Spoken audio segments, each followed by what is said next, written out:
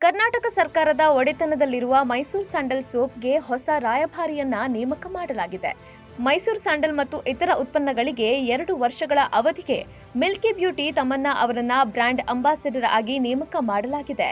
ಈ ಕುರಿತು Karnataka soaps and detergent limited ಪ್ರಕಟಣೆ ಹೊರಡಿಸಿದೆ.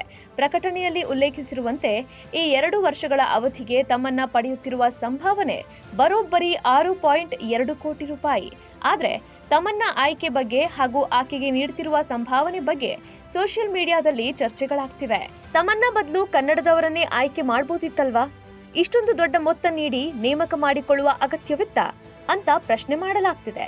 ಇನ್ನು ಈ ಹಿಂದೆ ಕ್ರಿಕೆಟಿಗ MS ಧೋನಿ ಮೈಸೂರು ಸ್ಯಾಂಡಲ್ ಸೋಪ್ನ ಮೊದಲ ಬ್ರ್ಯಾಂಡ್ ಅಂಬಾಸಿಡರ್ ಆಗಿ ನೇಮಕಗೊಂಡಿದ್ರು.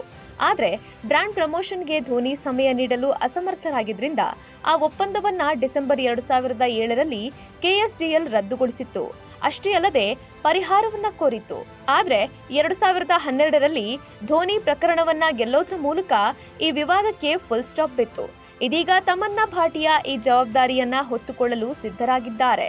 ತಮನ್ನಾ ಪ್ಯಾನ್ ಇಂಡಿಯಾ ಸ್ಟಾರ್ ಆಗಿರೋದ್ರಿಂದ ತಮ್ಮ ಬ್ರ್ಯಾಂಡ್ಗೆ ಒಳ್ಳೆ ಪ್ರಚಾರ ಸಿಗುತ್ತೆ ಅನ್ನೋದು ಸರ್ಕಾರದ ಲೆಕ್ಕಾಚಾರವಾಗಿರಬಹುದು.